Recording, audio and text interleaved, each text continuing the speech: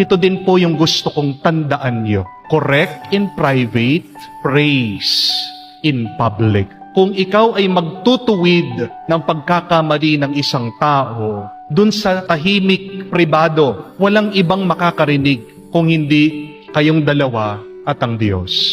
Pero kung meron naman ginawang mabuti ang isang tao, iparinig mo ito sa maraming tao. Alam po natin yung karanasan na napapahiya at wala sa atin ang may gustong napapahiya.